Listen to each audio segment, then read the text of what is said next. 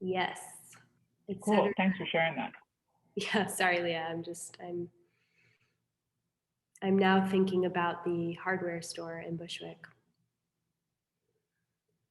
We share the hardware store oracle. I walked in once and I was thinking about like, I wonder when I'm going to meet like the guru thing. And then it was like, Zach, call 193. I was like, oh, I almost dialed it on my phone, but I didn't. Whoa. That's really nice. Yeah, there's a whole practice around, which we won't touch on until later in this particular course. But there's a whole practice of looking for signs and just kind of like being open to receive signs, you know? Meaning, if there was a Buddha, like if we're here, we're studying this Buddhist stuff, you don't have to be a Buddhist, don't worry about that.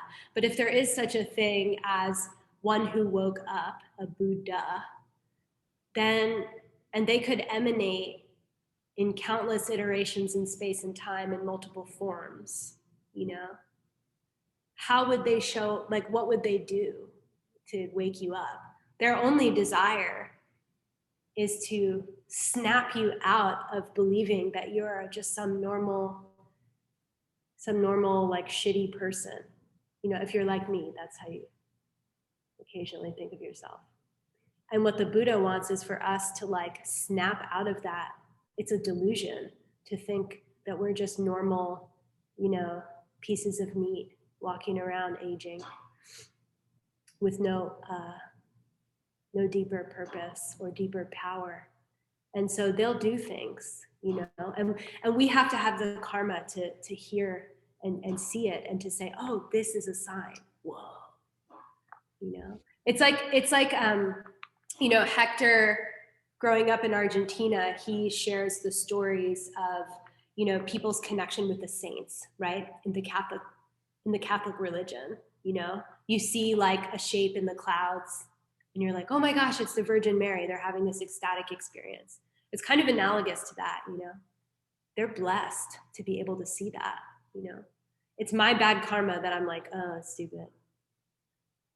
Anyway, Wait, can I tell you guys the craziest Uber drives? You guys would love this. I had the craziest Uber drive yesterday. I was like on the phone talking to my mom about meditation, and then I hung up, and the Uber driver was literally like, oh, you meditate? And I was like, yeah. And we got into a full-on conversation about it. He's like, yeah, I learned from the Dalai Lama. Now I meditate for 45 minutes a day. And he's like, and when I do it, I travel to different realms. And I had to stop using a timer because I drop into my body too fast. And I had to, like, he was like, then one time I dropped in too fast and I had to stop eating meat. I had to stop drinking alcohol. I had to stop doing this and that and all this stuff after I came back from one of these realms.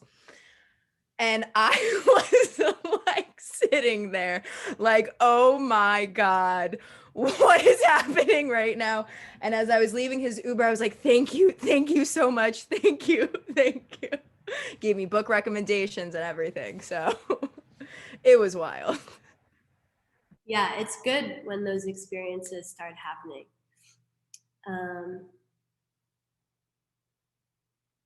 Yeah, we'll get to those more later. but you know what it does do is it reminds me of one of the topics that we were sort of talking about last week, which is, you know, you can't judge someone's mind from the outside, because like Dom, you may have seen that cab driver just walking down the street, and the way our normal minds, human normal judgmental mind, you might like see their sweater a certain way, or like see their hairstyle, or even their race, and have an assumption like, oh, that's what their mind is like. You know what I mean? Have you ever had that experience where you see someone and you just assume that their mind is a certain way? And that's why the Buddha says, like, be careful. You don't know. Like, what if that really was a Buddha, you know? And then you got angry at them. And Master Shantideva says that's why you have to be careful, because they could be a literal angel. What's an angel? It's like all your good karmas, dude. It's not self-existent. You created the angel. You created the Buddha. Now you're getting angry at them? You're going to destroy the causes to see them as an angel again. You're going to destroy the karma that you have. That's why he says, be careful. It's not because anger is self-existently bad. And we won't, I don't want to do like a whole thing on anger tonight, but we can get to it later if you want to. But that's why he says, be careful about judging other people. And once we start to pull back on that judgment and be open to the types of experiences that Leah and Dom, and I'm sure each of you have had, and Zach have had, it starts to become more and more real. And we can, and more frequent, and we can talk about that. There's a lot of amazing, beautiful stories when high practitioners, which like, hey, don't get it twisted. Like high practitioners exist right now, okay? You don't have to be a wandering person in India to be a high yogi. There are many in disguise. In the beginning of the Hatha Yoga Pradipika, one of the first lines, and if Earl is here, he can probably correct me, but I'm just gonna say it, that one of the first lines in the ancient yogic texts is like, the deathless sages roam the earth unnoticed. Like you don't know who has transcended. Be careful. Be that, not just careful, but be gracious. Give everyone offerings. Like Santi and Diego are at 3 Jewels right now because they're taking care of me, so I have everything I need to teach. It's like that type of, they don't know who I am in my mind, you know? Half chance I could be normal, you know, but just in case. And I say this to prepare you for your breakout rooms, because I'll put you into your breakout rooms. Then your job is also, the subtext is also to have part of your mind be open and curious. Could this person be that for me? Could this person be a Buddha sort of hiding underneath my karma, my projection of them, how I'm being forced to see them? Are they trying to reach me? And the answer is always that they're always trying to reach you. Anyway, blah, blah. Not blah, blah, actually like the most probably essential point. Okay. I am pulling up my presentation. Can you see this? Buddhism class, yay. I'm moving your faces up here so I can see your faces. Okay. And actually, Santi, I'm going to ask that you do something for me. When I need to call on someone, because when I'm in presentation mode, I can only see the faces. I can't see names. So that's why I was sort of calling on the people that I knew, you know, when I knew their names. But when I have to call on someone, can I just like tap you and then you choose a name randomly? Unless I choose them, unless I'm choosing them for a particular reason. Okay. Absolutely. Cool. Thank you. Great ideas of Buddhism. This is what we're doing. We're in a training. Yay. Thank you, Asian Classics Institute. Okay, class 4, week, wait, is it class 4? No, it's class 3. Sorry, that's a typo. Class 3. Destroying the illusion that was never there. Destroying the illusion that was never there. I created the title. Okay. So this is where we're at in our trajectory. If it's your first class, doesn't matter, okay? You kind of just jump in and you jump in and let the current carry you. But I want to talk a little bit about what we've covered already, okay? I started, just a side note, I started these courses at like the 7th one out of 18, you know? Anthony started this at like the 15th course. I forget about Supriya. Everyone had their own different entry points. So don't let it trip you up if you're starting at the middle or you're starting at the end. You're starting at the perfect time for you.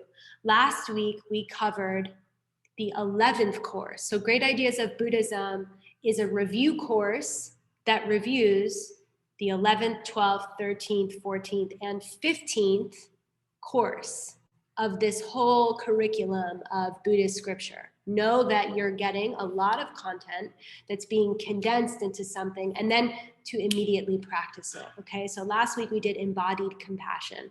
We're working from this text called the Bodhisattva Charyavatara by Master Shantideva, 700 AD. is roughly when the text was created. This week, we're going to be focusing a lot on wisdom. What's wisdom code for? Can someone tell me? Emptiness. Thank you. Wisdom is code for emptiness. If you don't know about emptiness, you're going to get it tonight. This is like around the point in the text when I told the story about Master Shantideva teaching this text. He was bullied into teaching. Like his classmates in the monastery were not practicing what the Buddha said very well, I think, if they were in fact bullying him. And they were like, oh, this guy seems really stupid. Let's get him to teach.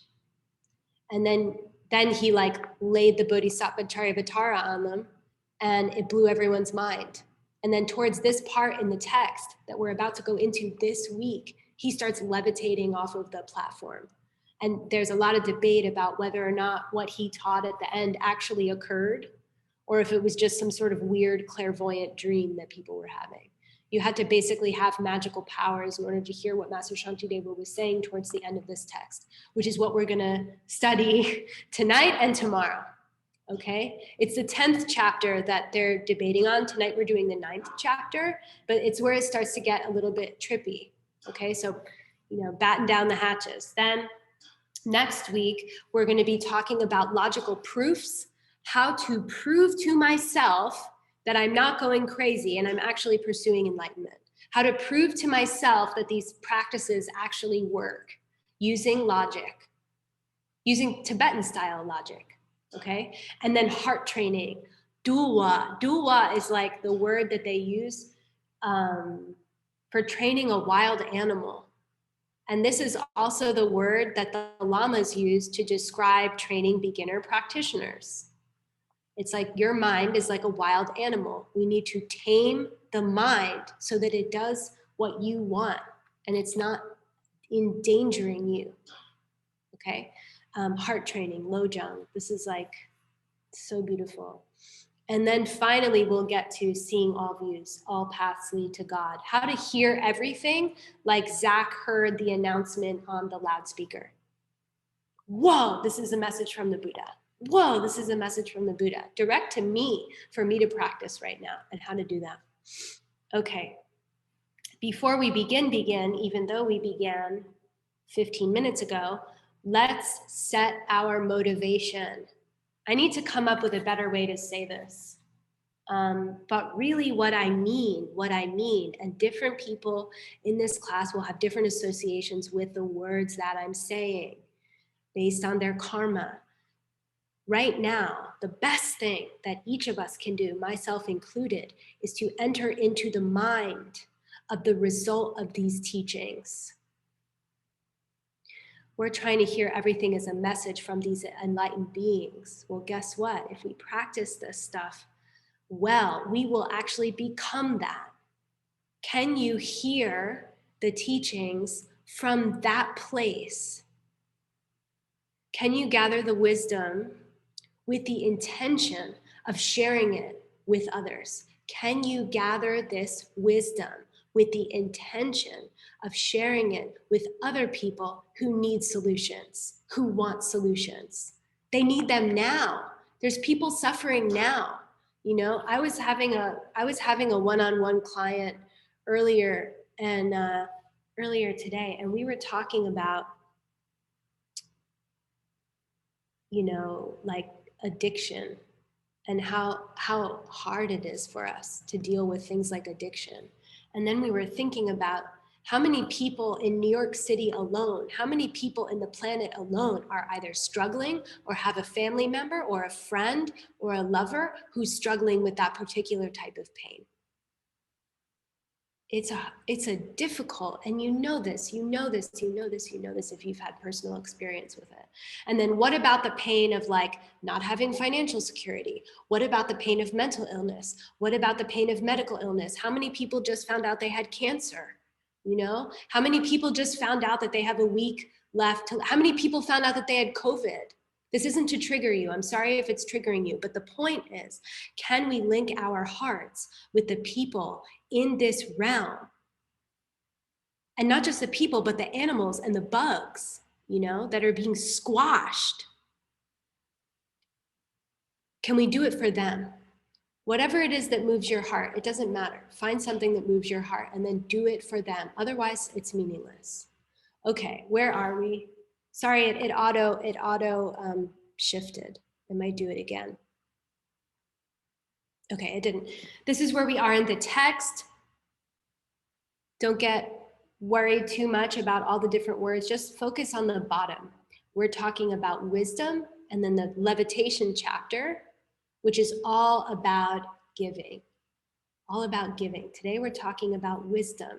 Last week we talked about joyful effort, we talked about meditation, we talked about patience, and we talked earlier in the course with Supriya about ethics and the Bodhisattva vows. So Master Shantideva is saying, hey, you know the 6 perfections, right? This is a common practice for people in the Mahayana path.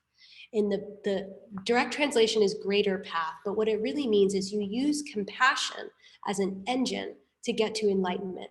And there's this very common practice. You can ask almost anybody 6 perfections. And they say if you train yourself in these 6 perfections, they have the result, my teacher says, they perfectionize you. It's not that you have to get them perfect, it's that practicing them perfects your own mind. So we practice ethics, we work on patience, we accumulate and utilize joy as a resource to becoming better humans, to becoming better beings, enlightened beings. Joy is important. And then we focus our mind so that we can actually do this stuff. Concentration, and then wisdom. This is the sword that cuts down all of the mental afflictions. It destroys them. And that's what we're talking about tonight. Okay.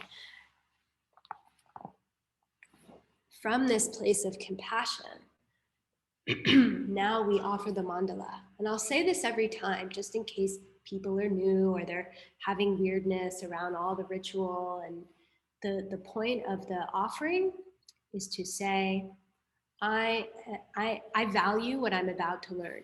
I may not know what I'm about to learn, but the answer that I'm looking for is very valuable to me.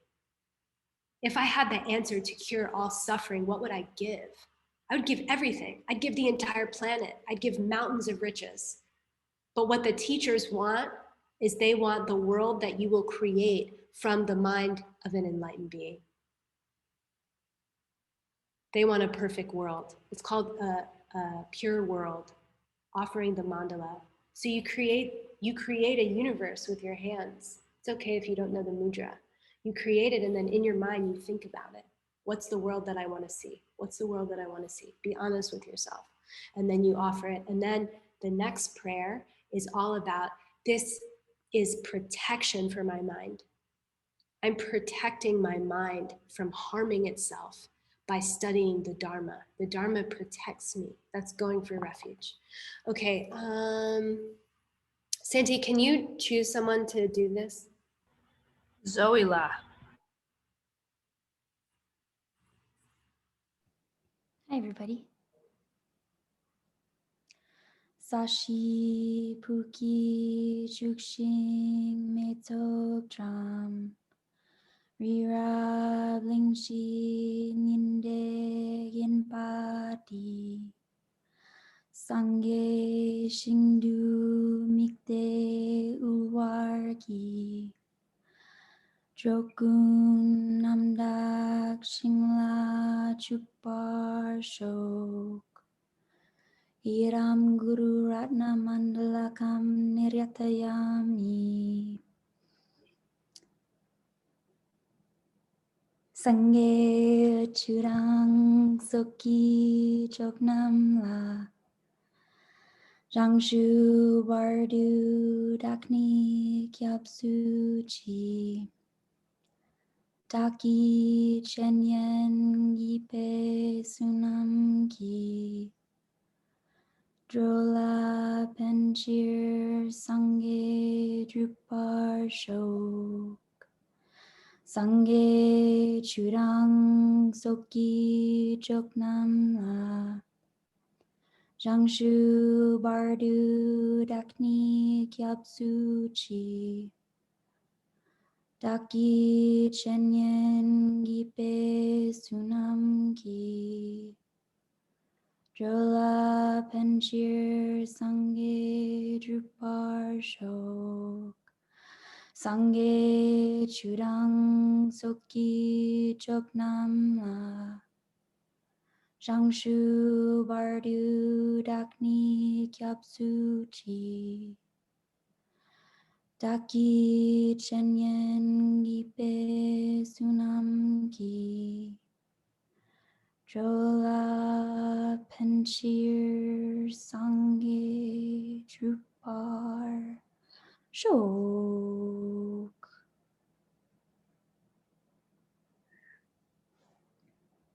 Thank you. You can see the code in this prayer. I like to know what I'm praying about. By the power of the goodness that I do in giving and the rest, this is a direct reference to the 6 perfections, which is actually what we're studying. Giving is usually taught as the first of the 6 perfections. Tonight, when the text that we're studying, actually giving comes last. Master Shantideva changes it up a little bit. Okay, we're going to do a breakout room now. It will be led by students who have already completed multiple courses or they've already graduated from the entire certification program. So each group should have probably about 2 group leaders. Please take a photo of the questions. I tried to create questions that would maybe be relevant to the quiz if you're doing the homeworks and the quizzes, but also stuff that I think is relevant to actually practicing. So take a photo. Oh wait, I stopped sharing, didn't I? No, I'm still sharing. Did you get a photo? Everyone's good? Okay, and now I'm gonna stop sharing so I can... Rachel, it's very small, so I don't know if you can make it bigger. I don't think it's in presenter mode because I'm seeing like you have editing capability now. Yes. Is it bigger though? Yes. Okay. Cool. All right, I'm gonna stop sharing now. All right, we're gonna do 15 minutes. And if you are a group leader, please do not accept your breakout room invitation. Please wait. How many people?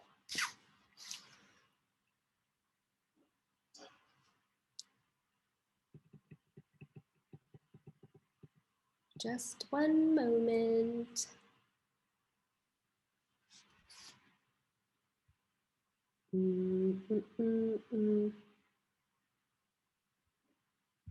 Okay, I think we have enough for like 13 breakout rooms. Did you get notifications? Oh, here we go. Open homeworks.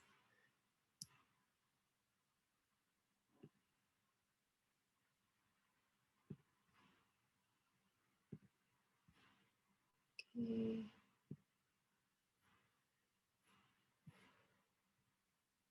Okay. There's 13 rooms I'm scanning right now, so just give me one moment.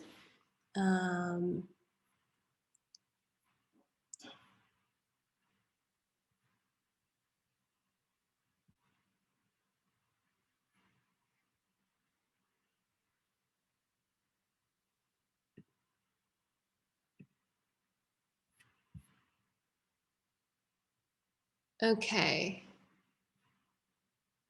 One sec. Sorry, we have a lot of people in one room who are room leaders. Okay. Hey, Rachel, as you're splitting people up, can you hear me? Yes. Can you put me with someone with strong internet? Because mine's real shitty, and I would appreciate being with someone who has more reliable internet. Just saying. Thanks. Yes, I can try to do that. Let me find you.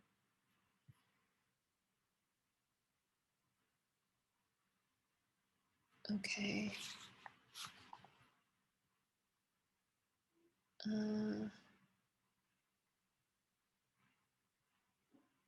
Where's Danielle Karuna? How's your internet, Danielle? Yeah, I have good internet. Okay, I'm putting you with Sarah. Yay. Okay, so Anthony, Supriya, Danielle, Sarah, Gabe, you can go ahead and accept. Elisabeth, you can accept.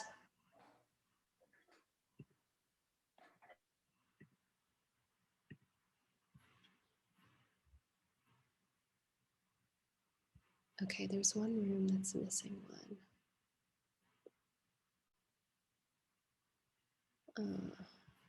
There's two rooms that's missing somebody.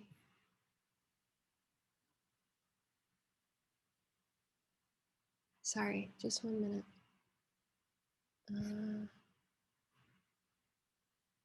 Maya, hold on. Maya, you're good. Tala, you're good.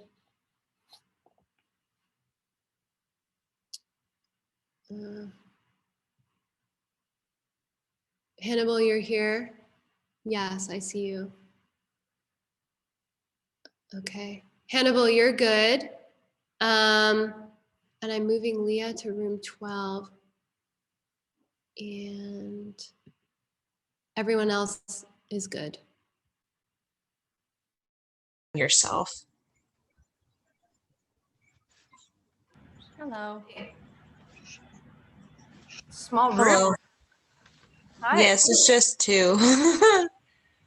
So we're just talking. Awesome. I'm Santi. This is Diego. Hello. Together, Hello. together we're San Diego. You like that? This is cute. Hi, I'm Sophia. Nice to meet you. Hi, Sophia. Hi, Amy. Yes. But we were just talking about why is anger bad, and I was saying about it. You destroy yourself and you destroy other people. So I assume that is a no-go for Buddhism, to destroy yourself and destroy other people. Yeah, it's more specifically addressing like destroying all of the good karma that you've planted. So like karma, we kind of metaphorically talk about it as seeds. It's like you can like plant a seed of karma through what you say, what you do, what you think. And over time, that karma will grow. And by the time that it ripens into your present experience, that's kind of how we interact with the world. So what it's saying is like, Amy, like all of the good karma that you, Amy, in this present life and in every past present life, the anger that we show can burn up all the good karmas that we've done, can destroy all of it. But I think like, there's some interesting like discussions about like, well, is anger good or bad, right? Like, is it self-existently good? Is it self-existently bad? Self-existently, it's neither, right? It's whether you're causing harm, because ultimately you're the person that's going to reap what you sow. You're gonna, if you get angry and you create harm, you're going to reap harm for yourself. So it's like you can, like there's like the example of like, say a small child like starts to cross the road and a bus is coming down the road. You're just like, whoa, stop, like grab them. Like that may not, maybe it sounds like anger. Maybe it sounds very forceful. But it's from the intention of love and care. Like there's nothing, when we think of like, oh, that person was angry, it's like oh, because they said words at this loud volume and they used this profanity or whatever, it's like they were angry. There's nothing self-existent in the volume of the words being spoken or anything like that. It's really what it comes down to, like, is the intention that you have as you communicate with someone that of love, you know? And through your interaction with them, are you causing them harm? Are you causing yourself harm in the end? Yeah. And you always do. Almost. You always do harm people. Right? I was thinking like what you're saying about the anger towards like pulling the kid away from the street. And I was thinking that's kind of like a warrior training, and how kind of like we can, like when the pandemic happened, right? We're all angry because we know lost jobs and homes and all kinds of things. And I think it's not avoidable in the way like we can just like shove it away and like, oh yeah, I'm not angry that I lost my job or my house and I have to move with my parents, right? Type vibe. I think it's about the warrior training with the anger, because there's certain things that you're just going to be angry. So I think, like you said, like turning that anger into like a motivation to save something, save yourself or save a child that's walking across the street and has no idea what they're doing. And you're like, no, save your precious life. But I think like I was very angry with the pandemic vibe and all that stuff. And I think what I did was like a warrior training, like find a way to use that heat. Like you said, the burning of the good karma, like use that heat. Like when you think of cooking, make something nourishing, right? It's like the same heat, like when you're heating, you know, your soup or something or cooking, it's the same kind of heat that can burn up your whole house, right? So I think it's like learning what to do with that heat. So I don't know. I was thinking about the kid walking across the street. So, but yeah, we can go to the second question. Did you type that in there? I did. Yeah. Yeah. Okay. So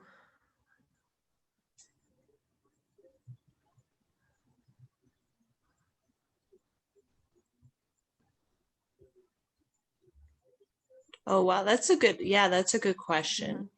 it's a pretty relevant question, I think, nowadays, in many different aspects. Right? Yes.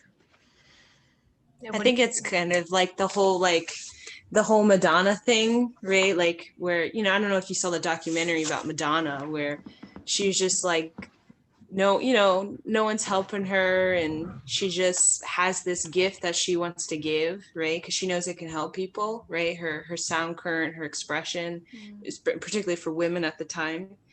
And she just continued to offer and to share and to find ways to move beyond the criticism or the craziness, right? I'm sure we've all been crazy from our parents when we try to do something that goes against our parents, you know, traditions.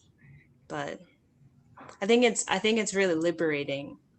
I think when you go and do something, even if it's on your own, to bring something to the world that's hasn't been done, I think it's really liberating.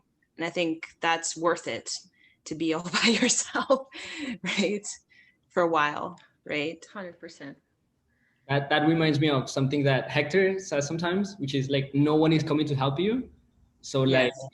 if it's gonna be up to you, you better take some action. And that's cool. I haven't watched the documentary. It sounds pretty cool. But you Yes. mentioned something about recognizing that other people are afflicted too. And saying, okay, everyone is in their own samsara, going through their own cycles of honey and then razor blades over and over again. And saying, you know, if they're criticizing me, it's okay. Like I've been afflicted too. I get afflicted too, but still, even if they're not helping me do the work, then it has to be up to me ultimately. Yes. Yeah. And if people are criticizing you, we shouldn't care because they're talking from their perspective with their problems, traumas, and whatnot. So I think we all know at this point we just should keep on going and listen to our voice. And it doesn't Yes. matter. Especially if it's liberating. Yeah. Yeah. But yeah, there's so many people that were considered crazy. Or I'm really into like Nikola Tesla, and I've watched a lot of his consciousness podcast vibes. And you know, a lot of people at the time thought he was like wacko and crazy for his ideas and inventiveness. And you know, he died like bankrupt, and people stole his work and all this stuff. But he kept going because he knew that this is what liberates me when I channel these inventions or these ideas, that I feel most free. So I don't care if they steal from me and, you know, do all this weird stuff. But, and then look at, you know, I think people who do liberate themselves and continue to, you know, work on their personal freedom, I feel like they become quite excellent over time. But to go alone, I think, is really important initially, especially when you're making new choices, because that means you're breaking away the karma loops and the karma repeating all of the same karma from mom and grandma and great grandma. Absolutely. Right? I think about that so much. Yes. But yes, we could go to question 3, or if you want to say anything. Is Santi Wang? Santi Wang. Santi Wang. Sorry. No, all good. Yeah, it's I like everything that y'all are saying, because like,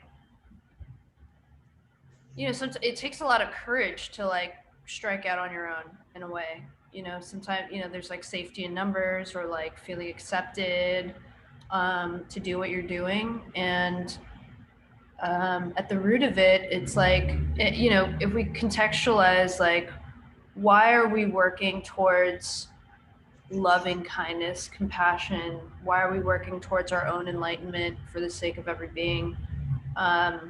It's, you know, it's deeply recognizing that the same sort of things I suffer from, others also suffer from.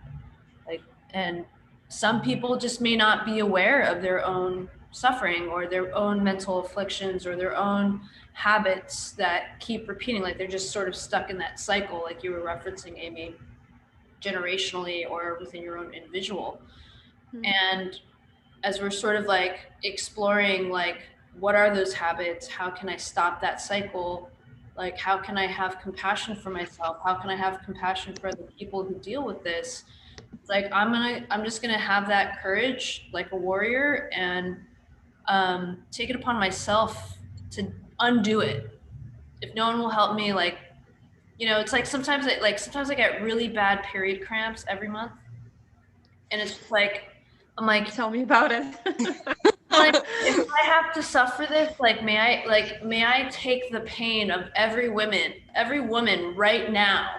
Let this pain be every woman's pain. Let me take it away from them. Let me take it upon myself, you know? And it's almost like, whatever you're doing, whatever sort of thing pops up in your day, it's just like sort of habituating that attitude where it's like, you know, may I take this upon myself for everyone's sake, even if no one will help me, you know? Yeah. Yes. That's beautiful. So I guess we can go to question 3. Yeah, we have 1 minute. Mm-hmm. We have 1 minute. Oh my God. Take me 1 minute to we'll read just it. read it, I guess. Hey,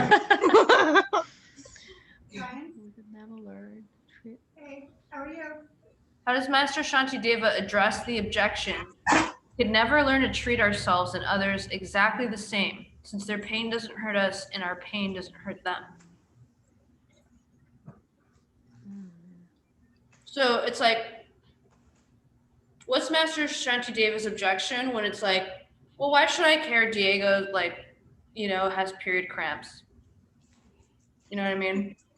It doesn't affect me. My period cramps don't affect Diego. Like, why should we care? What's his objection to that? Because I think it was something about we're all connected, like oneness. I don't know. That we all are rotating like experiences, like lifetimes. Like I'm a man, I'm a woman, one lifetime. Next lifetime I'm rich, I'm poor. So maybe it's like we're rotating. So it's like to have compassion for like a woman who's having a period and I'm like a man or something like that, because we're all connected. So we're all rotating through similar experiences at different times in our whole incarnation, which is, you know, thousands, millions of lifetimes. So we're bound to come across the period, right? If I'm going to have millions of lifetimes of these teachings, one day, one lifetime, I'm probably going to be Asian, or I'll be Black or Middle Eastern. So I mean, that's what I thought of it, is like, it might not be your pain this lifetime, but you never know. In your next lifetime or 1,000 lifetimes, because they look at the Buddhist, I mean, they look at it like millions of lifetimes that you're here, not just this life. So it's like, you know, so. That's cool that you brought the infinite lifetimes over and over again. Because then he goes and starts saying when you're born, you start conceptualizing yourself. I think Rachel was using the word lasso. Like you start putting like borders around what Diego, what Amy, what Santi is. Like where does Diego start and where does it end? And so he says that's just a habit that you have created. And I mean, that habit comes from seeds of past lives of seeing yourself as self-existent, as just a being that has to feed himself and clothe themselves, herself. Um, and, Yes. and therefore, because it's a habit, we can start thinking about expanding that. How can we expand that concept of ourselves? Yes, like expand. Like for me, you know, because I have grandparents all over the place, like from Africa, from Spain, French, Germany. Like I kind of expand myself through visualizing, like I'm my German grandfather, my African great grandfather. So I think for me, that's kind of helped me to like practice this teaching of expanding beyond the limitation of I'm just me. Like, so, and because everyone's so mixed nowadays, you know, ethnically, but also like religiously, and it's easier to expand beyond just you, like I'm Spanish, or, you know, I'm Chinese, or I'm Jew, or I'm Catholic. But now we do have a minute. Last minute, why don't you share what your thoughts are on? Me? Yeah. I totally agree with Amy. Well, as I understand the question, Master Shanti Deva is saying that we can never learn to basically understand others' pain as well as we understand our own pain. Am I getting this correctly? For example, right? That we should make Santi's pain could be my pain. That her happiness is not different than my happiness. Because like we project, like our sense of self, we project on the parts of our body. And if it's just a projection, how can, you know, then we can project that other people are us too and their pain. Thanks. I got them done today. It's all during quarantine. I didn't get my eyebrows done at all. I got them tinted. If you live in Manhattan, okay, there is an eyebrow place that's right near 3 Jewels. It's called Pinky's. And the woman who runs it, her name is Pinky, and she is badass. So if you ever want to do that, do it. I was just thinking. But I have to. Huh? I was just thinking at the beginning of class that your eyebrows were looking amazing, and I was wondering if you used like a brow pencil or something. Well, this probably would have been like if like the early 2000s didn't happen to my face. Yes. And I didn't. You also got your bangs done, right, Rach? I did. I got them cut. Oh, thanks, guys. Thank you. Thank you. How was the breakout room? Did you get stuck on question number 3? It's a little bit difficult.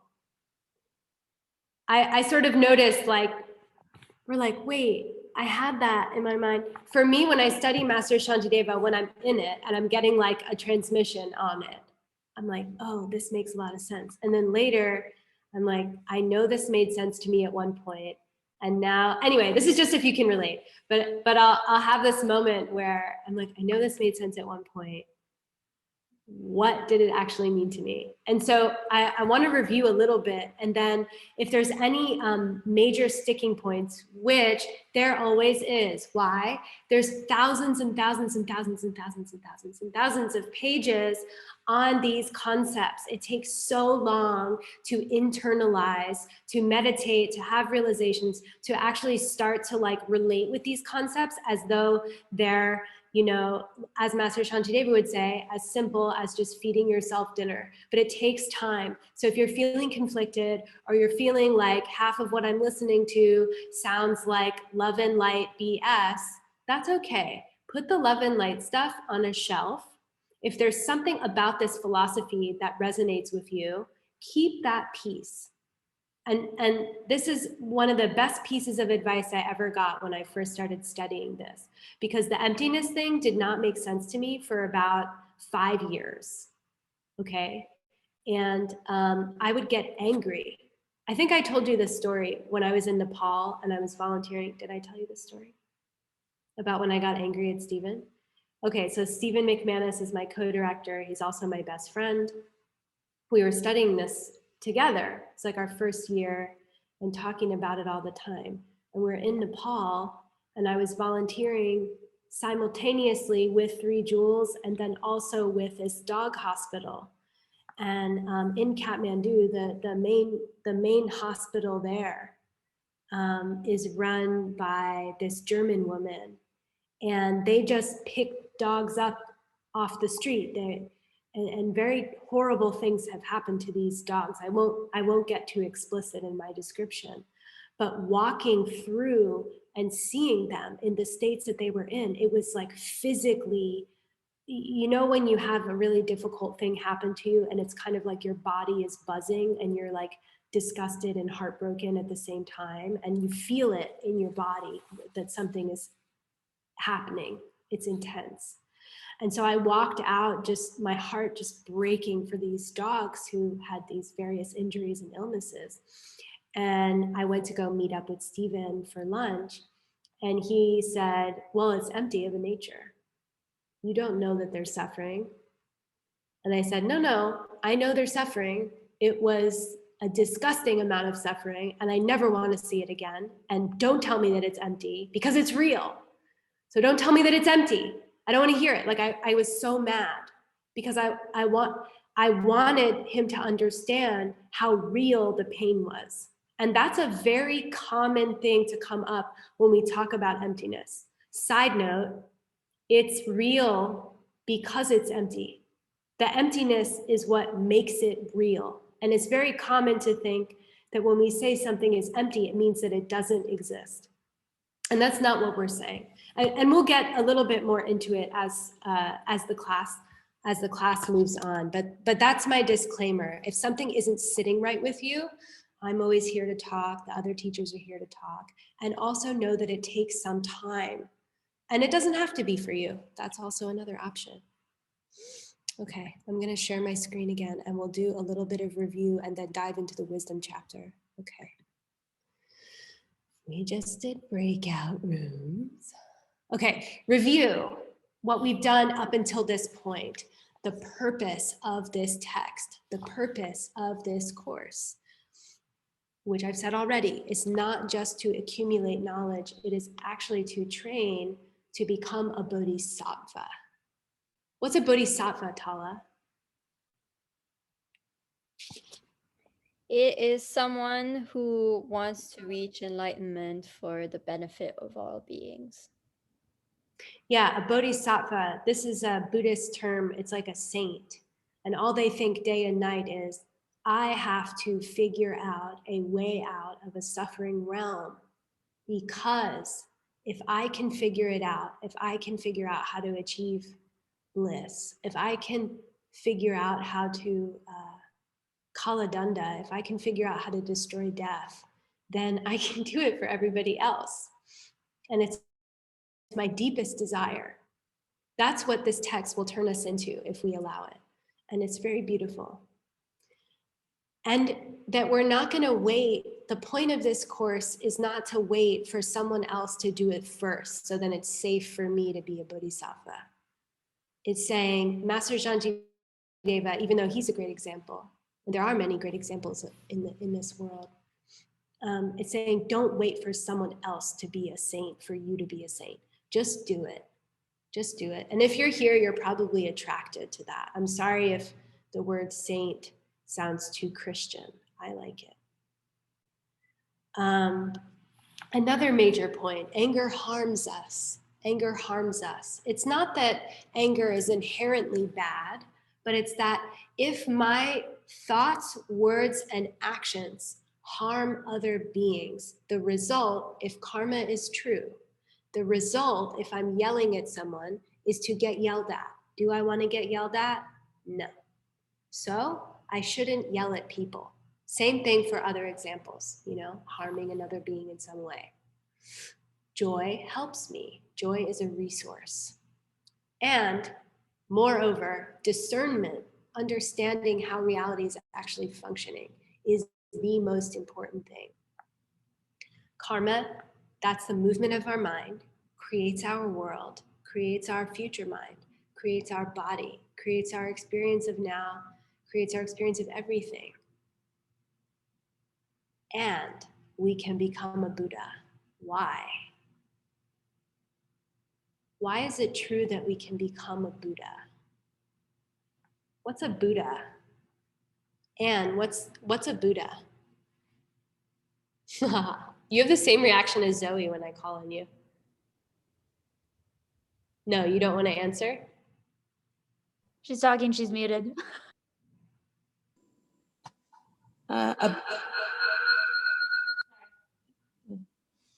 An enlightened being, an enlightened soul. What does it mean to be enlightened? I can't hear. I can't hear you. Oh, sorry. Okay.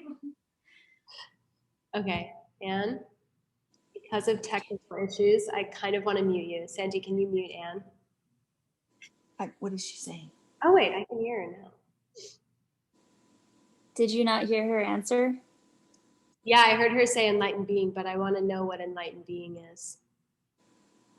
An enlightened being is someone who has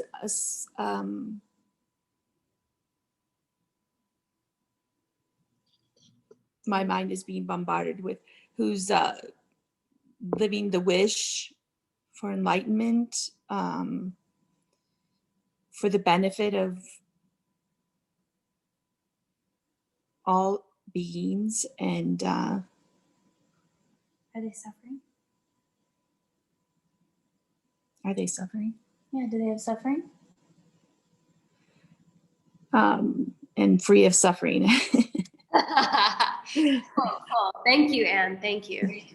Moving through the Zoom issues. This would be very different if you all were in a room with me. But then some of you couldn't be in the room because you don't live here. So grateful for this technology.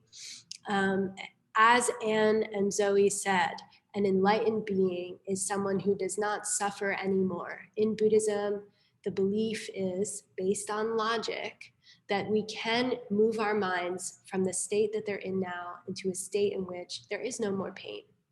That's the premise we're working with. And the proof of that is the emptiness of our minds. This is also known as Buddha nature. You could also say, like, maybe even the Buddha jewel, the emptiness of my mind, which is the fact that my mind does not have a nature of its own, meaning It's not, you know, a depressed mind inherently or an angry mind inherently. It's not trapped in those qualities, but it could be a mind that does not experience pain, a mind that is in bliss, simultaneous and emanating on countless planets to be exactly what someone needs to say Zach's name over the loudspeaker. That's a Buddha. We can become a Buddha. That's what Master Shantideva is saying. Because of the emptiness of my mind, empty meaning empty of solid inherent qualities, not empty like no thoughts. That's not what it means. When we become a Buddha, the outside world will change too. We'll talk more about that. Then the main practice that we've been given by Master Shantideva is exchanging myself with another person. So when I'm talking with Melissa and I'm relating with Melissa, I put my mind in Melissa's head, and then I look at myself as though I were Melissa, and I imagine what Melissa would want from me. And that's how I practice. That's the main practice that Master Shantideva has given us. Okay. Now we are on the wisdom chapter.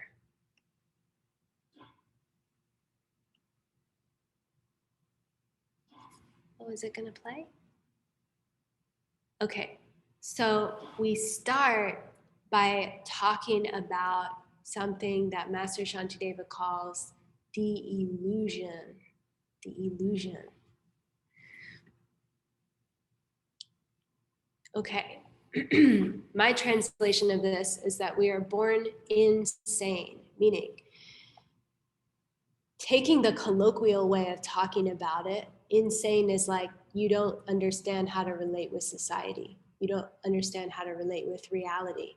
According to the Buddha, no human, if you are a human, it necessitates that you do not understand how to relate with reality. That's why you're born a human, that you are not understanding the way reality works. You don't understand how reality is produced. Otherwise, you wouldn't be a human. If you understood, if you really understood, the Buddhas are the sane ones because they understand how reality actually works. They can see through the illusion. The illusion is that things appear to us in a certain way. Things appear to us in a way, they seem to possess qualities that come from that thing. We believe that, right? When you see someone on television, you might make assumptions based on how they look, how they're speaking, that they have certain qualities. They seem to be that way from their own side, meaning from within them, emanating out and hitting my eyeballs and my brain and forcing me to experience them this way. We believe that reality is, this tea hydrates me from its own self. When I drink this, I will get hydrated. And if I extend that, it must mean that every single person that drinks this tea must have the exact same experience that I have, if that's true. If that's true. But the reality is that it's my experience of this is coming from my own mind or from these tiny moments of mind called karmas. Karma is a movement of the mind and what follows. So the question in the homework says, why are good and bad deeds like an illusion? Why are good and bad deeds like an illusion? And the answer is that the deed and the person performing the deed are projections forced upon us by our past karma. If you've been studying this for a little while, you know all these words. You know that karma is a movement of the mind, and you know that we say projection and we do this with our hand. But if you're still suffering, you don't actually know what it means. And that's the point. It's like, if I could just understand what this means, then I could understand reality like a Buddha. I can see through the illusion. I can relate with reality in a way that removes my suffering. Okay. see if there's another note here. Oh, yes. Okay, so I don't want to go there yet. The deeds and the beings performing them are projections forced upon us by our past karmas. Okay, what does that mean? Let me give you an example that really worked for me when I was a student, which I still am. But when I was a student in this particular class, I think, Hector uses this example of someone on a train. And you're on this subway and you see someone, I might not be saying this correctly, but you see someone and you sort of judge them in your mind, and you kind of like call them a bitch in your mind. You know, I don't know what it is that they're doing. Maybe they're checking their phone, or they're, you know what they're doing? I'm going to amend this. They're playing music on speakerphone, and you have a reaction. You're like, asshole, right? You judge them. Then, then you're on a train again some other day, and something happens where you forgot to plug your headphones in or something, and the music starts playing from your phone. And then you get all freaked out because you think that everyone else on the train is thinking, asshole. And they're thinking it at you. This is a really good example of the emptiness, and how if I have a habit of mind of judging people, oh, they're so careless to keep their speakerphone on. That's so careless. No. I don't know what they're doing. For all I know, they may not have their hearing, right? And they might be just playing some audio without even realizing it. And I'm imposing this judgment. What does it mean if karma is true? It means that when I impose this judgment later on, when the causes and conditions are right, train, sound, human, my mind's gonna say, asshole. They think I'm an asshole. It doesn't have to be that way, right? And you know that because you've been with a friend on the train or in a similar situation, and the friend hasn't had, whenever I go around New York City with Santi, this happens to me. I tend to assume that everyone is an asshole, and Santi tends to not think anyone is an asshole. And it's a really great practice. Okay. The deeds and the beings performing them are projections forced upon us by our past karmas. I wouldn't have been afraid that they thought I was an asshole if I hadn't judged someone that way in the past. That's what the example is saying. And then Master Shantideva says, even though it's an illusion that you're experiencing, you think that the asshole comes from the interaction. You think that the asshole comes from the sound being at a certain decibel level or someone's posture, right? These are all these little things. And we think that it means that they're an asshole. Actually, it's an illusion. Okay, so what does that mean? Does that mean it's not real? Master Shantideva says they function just as well now that we found out that they were an illusion. Like the sun's still gonna rise, even though it's an illusion. They still happen. Karma still works. My mind still has experiences that are very real. But because they're projections, that means that I can start to shift the way that the appearances appear to me so that I can become an enlightened being. If my experience of reality is a projection from my mind, and that's what makes it real, then I can change how reality appears to me. I can change how reality appears to me. And yes, that applies to everything. Yes, that applies to everything. Even the planets, even my body, even my perceived morality of other beings, how I see them as good or bad, or teachers or stupid. That can also be subject to change. This is why we shouldn't judge people. It's not because it's self-existently bad. It blocks us from seeing them as holy beings. That's why judgment is really harmful. That's why the Buddha says, be careful. Okay, mental afflictions. 2 ways in which a person can have a mental affliction. There's the potential for it, and then there's your up close and personal experience of it. Okay, that's just verbatim. You can write that down. And here's a Tibetan. It's manifest, it is something you're experiencing now, or you have the potential for it. Logged back somewhere, depending on which school you're in. There's different names. Okay, good, you have that? Okay, this is the most important thing. This is from Maitreya, future Buddha, question number 3. This is a teaching called the 6 links that keep us in suffering. But if you've had the Wheel of Life teaching, you know that there's 12 links of dependent origination. This is how things occur. This is how karma functions to keep us in suffering. So you can see this beautiful image is actually all of our pain and suffering. And inside in the, can you see, you can't see my arrow, can you? Okay.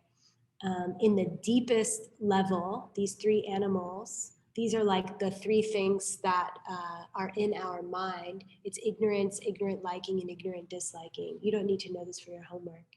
And then 1 layer out in the chunkier part, these are the different realms of existence within the desire realm. So there's like animal realm, human realm. If you studied ACI8, I can't remember if it was Supriya or Javier that taught it, but when we reviewed Death in the Realms, we kind of reviewed what the different realms of existence are. So there's hell realms, there's ghost realms, there's human realm, there's a little bit better than human called the Beyonce realm. And then there's 6 links in how the karma occurs and why it occurs.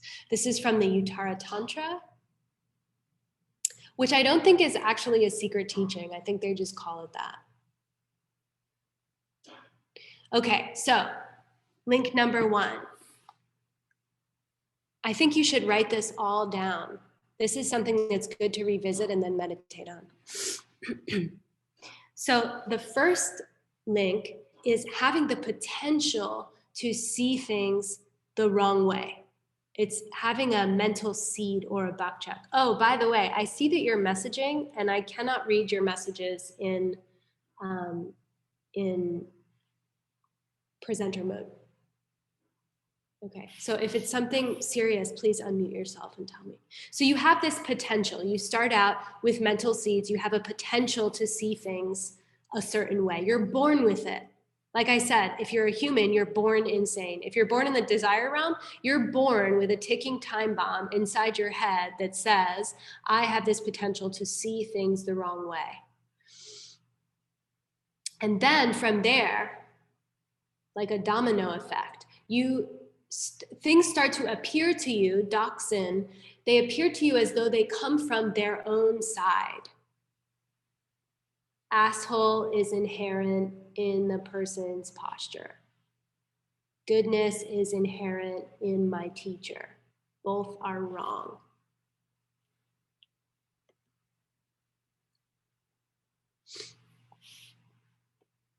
Then we see things as pleasant or unpleasant.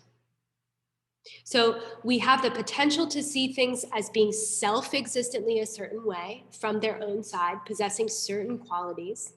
Then they appear that way. And then we start to think that the things that we like or dislike comes from its own side. And then you actually begin, so the pleasure or pain comes from its own side. Then you start to actually like or dislike something in the incorrect way, meaning you think that, I don't know, iPhones are inherently bad. I was just looking at my iPhone. This part is dangerous because actually it's all dangerous. But here we start to like or dislike things in an incorrect way, meaning that it leads us to speak and act in a certain way. We're already thinking a certain way.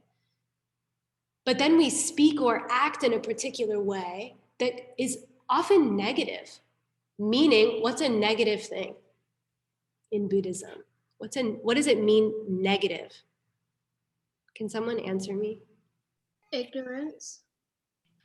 No, what gives you an unpleasant outcome result.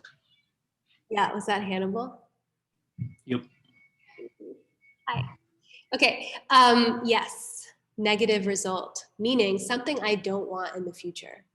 So when I think the pleasure or pain comes from its own side, I might be more likely to, I don't know, think that I need to eat 5,000 ice creams in order to be happy. The pleasure comes from the ice cream, right? So if I keep eating it and eating it and eating it and cut people in line and spend all my money on ice cream, then I'll be happy, right? No, you just planted a bunch of negative karmas, cutting people in line, I don't know, maybe doing harm to your body, 5,000 ice creams. And then you must collect karma. That probably wasn't a very good example, but I think you can follow what I'm saying. If I think that my pleasure and pain self-existently comes from a certain thing, sorry, the camera's being weird. Can you see me? Okay. If I think that the pleasure or pain comes self-existently from something else, I'm more likely to plant a negative seed by doing something that is going to harm me later. By doing something that's going to harm me later. And then they say, korwa kor, the circle keeps turning, the cycle keeps going in samsara, and it keeps happening. It perpetuates itself. I think a Buddha is supposed to break the cycle. Yes, here we go. Rachel, I'm having some trouble hearing your audio. Is anybody else having that problem? No, I think it might just be you because you're also choppy when you're speaking.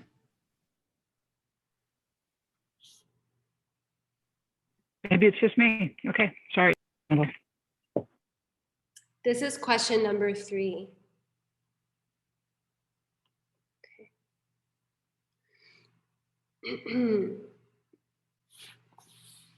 It's good to talk about the 5 paths here. This is our spiritual evolution. This is, if you want to go from a human to a Buddha, this is the way. And there's a few delineations along the way. We talked about, oh, you know what? Actually, we didn't get to innate and learned yet. Maybe I want to come back to this. Hold on.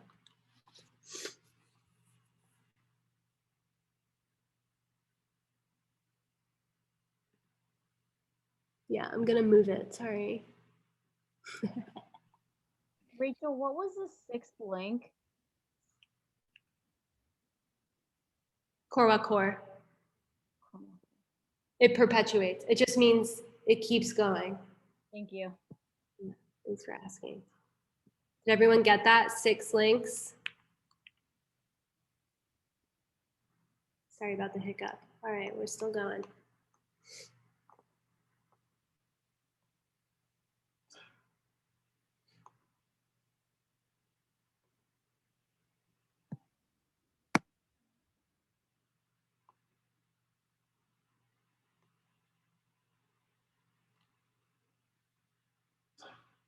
Okay. So at this point in the text, Master Shantideva addresses this concern that some people have, which is a fear of meditating on emptiness, that there's this aversion that comes up. I thought I'd give you this inspirational quote. I really like Jenny Holzer.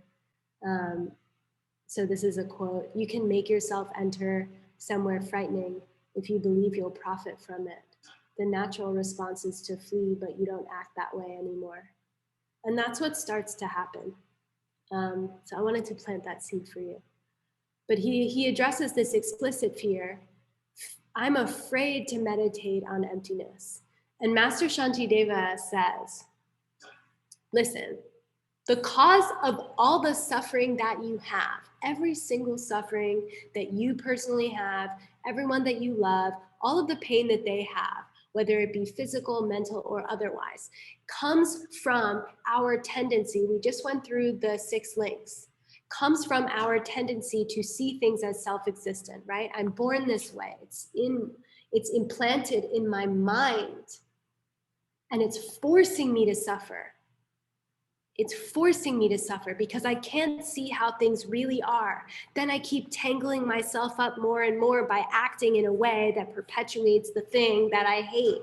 So he says, you should be afraid of that. You have a time bomb in your mind, and you should be afraid of the self-existent, not about emptiness. Emptiness is the cure. You should be afraid of the way that you normally see things. The wisdom that realizes emptiness is what shatters the wheel. All those 6 links, cut it at the root. Cut it at the very beginning. Destroy the tendency to even see things that way. Then you won't like or dislike self-existently. You won't push and pull. You won't act in a certain way, and you won't perpetuate the cycle of suffering. So that's what he says. Don't be afraid. Meditate on emptiness. Okay, and this is why I had to move the 5 paths forward a little bit, because we have to cover this first. Self-grasping is another way to talk about ignorance, which is not thinking and acting and speaking in accordance with reality, how things really work, thinking that things are self-existent. And there's 2 ways that we generally have this self-existent way of thinking and being. And one is innate. It's the one that we covered in the 6 links. It's innate. It's existed in our minds for beginningless time, and all normal living beings have this, including animals, including spirits, including devas and asuras, if you've learned about the gods and demigods in that realm. Then there's this learned form, where someone has taught you in this life that things are self-existent in this particular way. And this is the truth. It's published in the New York Times. That means it's the truth, and you should believe it. And it functions this way. The authorities are telling you what to believe, and this is the truth. Things are self-existently this way or that way. And then we, because we don't know, you know, when you're 5 years old, you don't question what your kindergarten teacher says to you. It's like that. People teach us how to believe. Okay, so now we have our innate and our learned way of seeing things self-existently. We all possess it. It's nothing to feel bad about. This is at the beginning of the 5 paths towards our enlightenment, which each of us will travel through at varying speeds, or maybe we're all already there except me. Okay, let's see if I can lasso this animation to function the way that I want.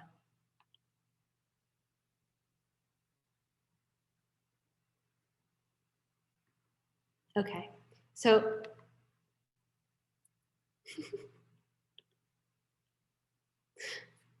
Cool. All right, I wanted it all out there so that I didn't have to keep clicking.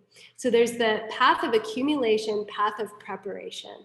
These are the two like initial paths in the 5 paths towards your enlightenment. You start by accumulating knowledge and virtue. You start by accumulating knowledge and virtue. Usually there's some crazy thing that happens. Who was I talking to? I was talking with, if you know Sadi Simone, I was talking with him yesterday, and he was saying when people enter the path, they enter, some of them have really good karma and they're just generally curious and attracted to these things. Most people, they have a rock bottom moment. So he was asking me what was my rock bottom moment, which was funny. Anyway, so there's usually this breaking point that takes you to start to examine reality. Do things really need to be this way? Does my life need to be this way? Does my mind really need to be this way? Is there some other answer that I haven't yet learned? And so the path of accumulation and preparation, it's kind of like you start to apply and practice certain ideas about emptiness. You start to examine your reality, and then you do a lot of stuff to create good karma, basically a lot of service, meditation, taking care of a Dharma center, right? Making offerings to a teacher, if you have one, that's a very good karma. And keeping your ethics. So we talked about Bodhisattva vows, we talked about refuge vows. These are very powerful imprints to make on your mind towards the direct perception of reality. Because remember we talked about the lake, why ethics work to help you get deep in meditation. Do you remember when we talked about that?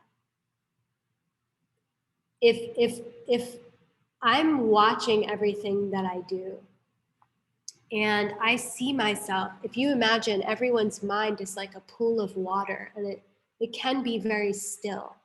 But if I see myself going around and kind of messing with people, like yelling at them or making them feel bad or arguing with them, or even disturbing their mind in subtle ways like gossiping or kind of wasting time doing things that aren't really valuable to either of us, it's kind of stirring up their mind. So then when I sit down to try to really examine how reality is and where my pain comes from and where my pleasure comes from, so I can create more of it, so that I can share it with all the living beings. When I sit down to try to examine these deep truths, my mind is going to be all stirred up if karma is true. That's why it's important to create a lot of virtue, to practice ethics, so that we can have these insights. And then you have the path of seeing. That's the diamond S with the smiley face. Hector made these slides, if you know Hector. The path of seeing is about 20 minutes long. You in deep, deep meditation. Remember we said we were all going to try to meditate for an hour a day. And actually today, I don't know if Earl is in this room, but today I messaged Earl and asked if he would teach an emptiness meditation class for 3 Joules so that people can actually meditate on emptiness on a weekly basis. Anyway, you meditate on emptiness in this very deep state of single-pointed focus, which we talked about last week. And then you actually have the direct perception. You leave kind of like what Dom was saying. You sort of leave this realm in that perception. You see how reality is. And then it lasts about 20 minutes, they say. And then there's this falling feeling, like you re-enter your body. And then you kind of come out of your meditation and things still seem self-existent to you. You still have the karma to perceive things as coming from their own side, but you no longer believe it. You have unshakable doubt. I mean, unshakable faith. You've destroyed doubt. You understand exactly how to get from here to your enlightenment. So then once you come out of that direct perception, you enter the path of habituation. And the path of habituation, this is why we call meditation, when we talk about meditation a lot, we say it's habituating the mind. You have to gom, you have to habituate the mind. It really is saying, this is the truth. Remember, you forget the truth a lot, don't you? Yes, I do. Come back to the truth. Come back to the truth over and over. Because then at that point, once you've seen emptiness, you really know without a doubt, unshakable, that this is how my reality works. And now I just need to train myself to act in accordance with reality.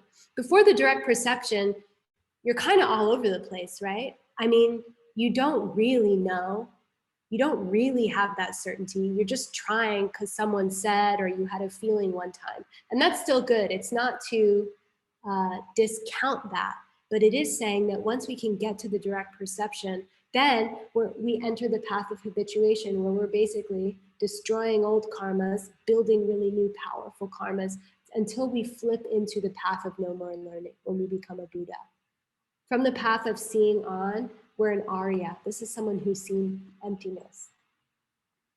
And then there's this whole series of things, generally 7 lifetimes, until you get to your Buddhahood, your Buddha body, your Buddha mind.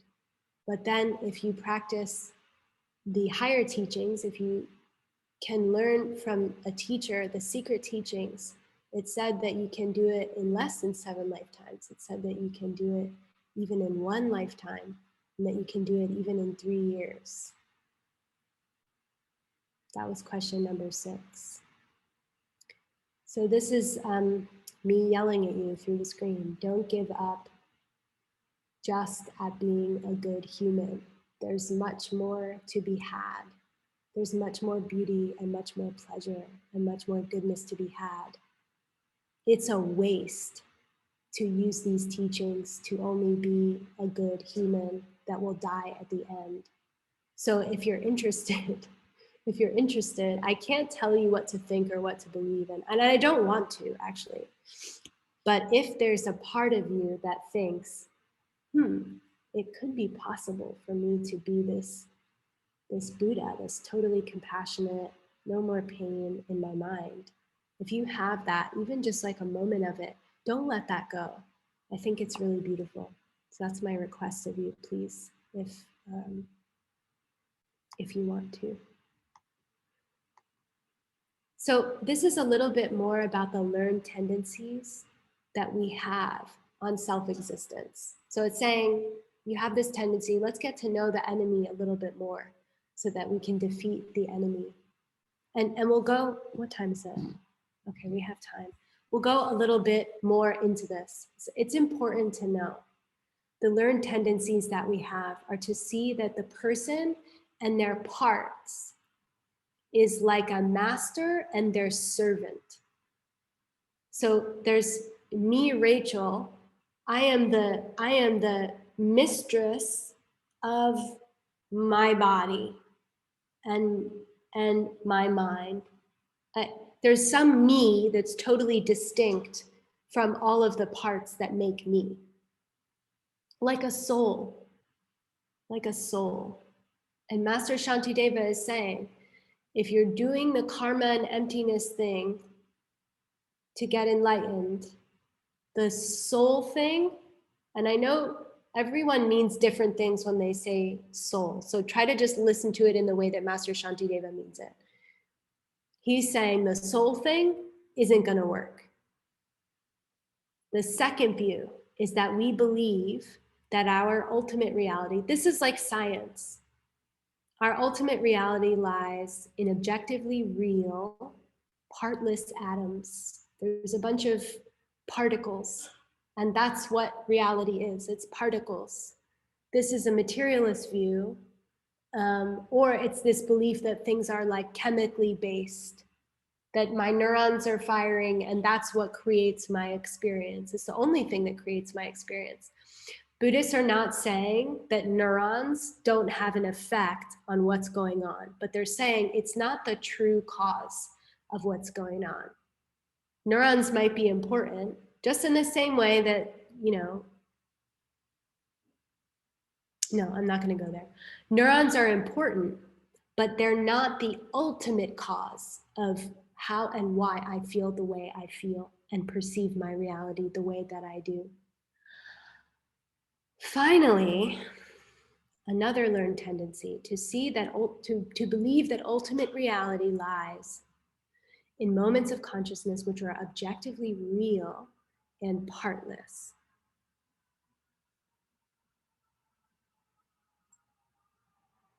Okay, do you have this written down? Question 7. Can you say more about the last one, Rachel? I can try. Who was that? Kelly. Good.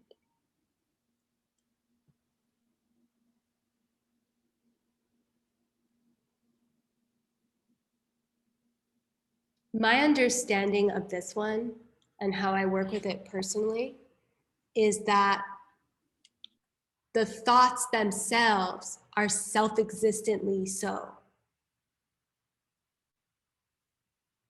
So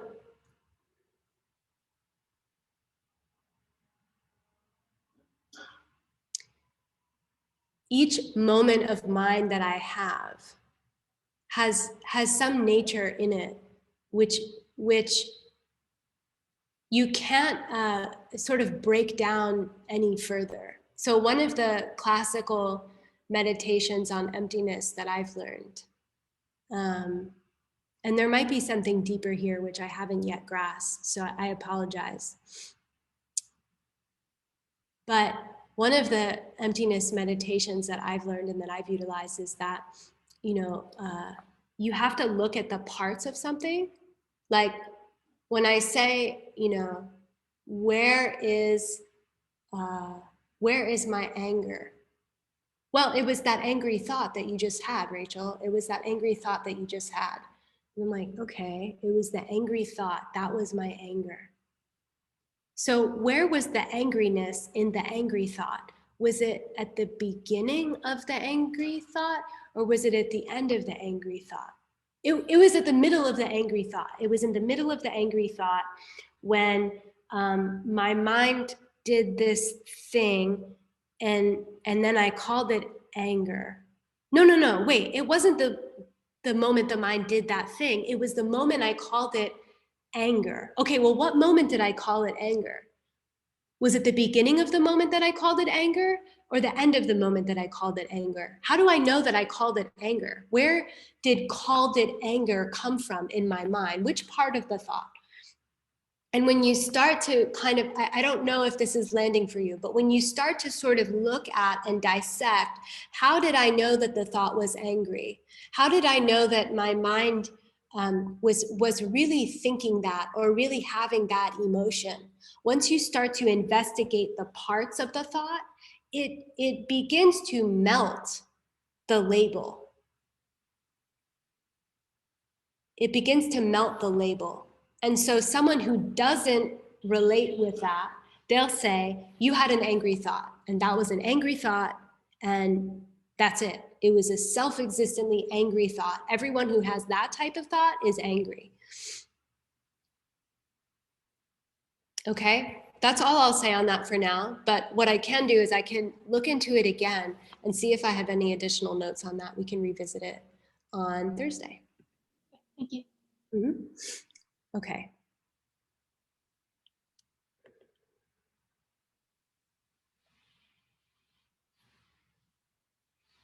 Okay, so now we're getting into the way that you know that you're a person, the way that you know that you are a person.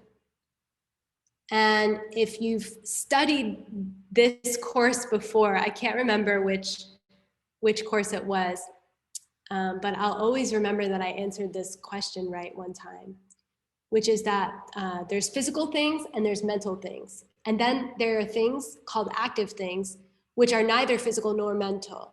And a person is an active thing because a person is both physical and mental, but they are neither physical only or mental only. So they're an active thing. So now we have to look at what makes a person. I'm reading a lot. Gopika, can you read this slide, please?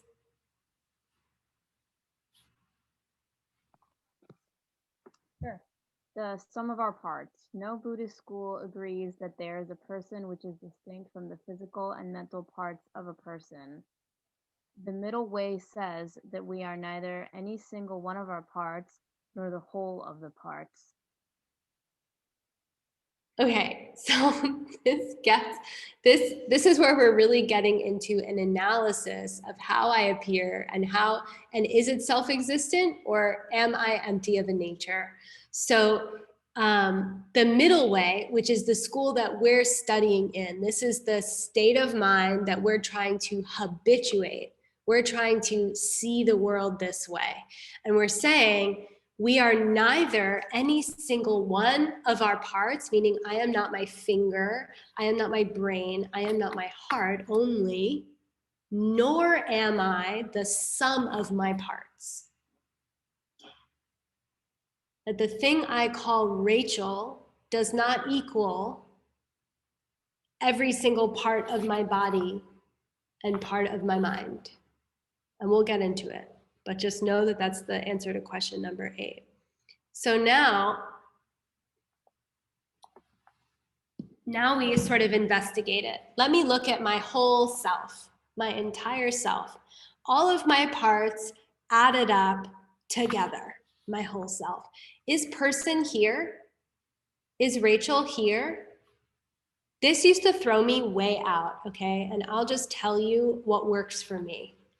How do I know I'm not the sum of my parts? I know I'm not the sum of my parts. It sounds sexy, right? Like, yeah, of course I'm the sum of my parts. I'm my body and my mind.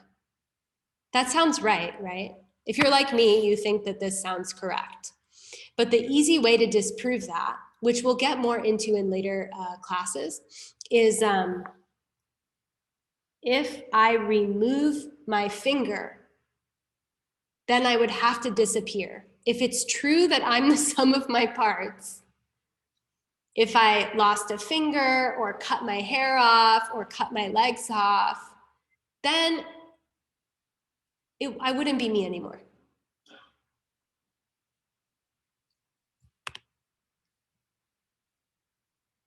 So he's saying, oh, now it's all animating. He's saying, okay, you're either the sum of your parts or one of your parts. So then, am I just one of my parts? This one's easy to say no. Am I my finger? Am I my brain? No. Why? If you just took my finger into a room, it's not going to sit there and teach you Dharma and like say the things I would normally say and do the things that you just know. Okay. Am I my mind? Am I my mind? I put a picture of the brain on there because you can't really take a picture of someone's mind. Am I my mind? No, right? Though it would be a little bit more difficult to say that I'm me if I somehow removed my mind from the rest of me and put it somewhere. Okay. Am I my DNA? Am I the raw data in my body?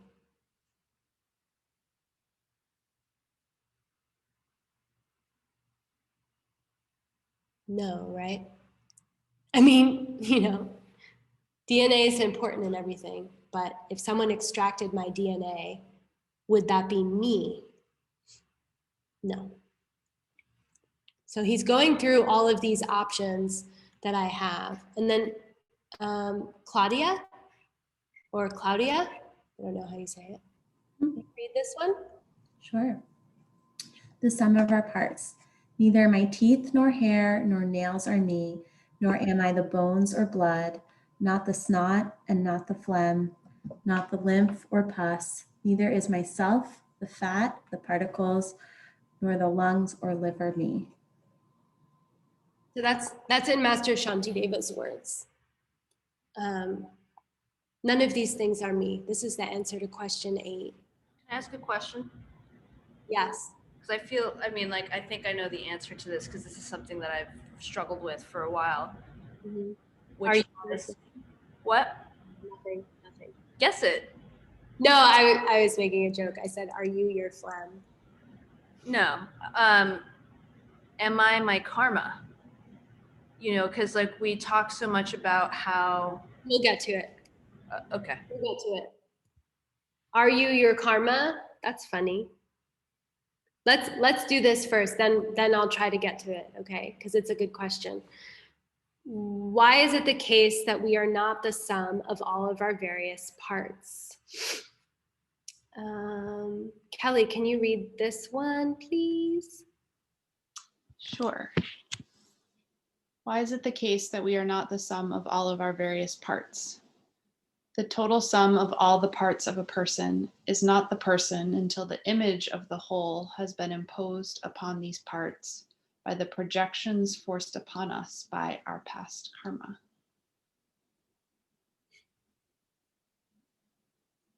So this one is like a little subtle, and I think it's good to meditate on it.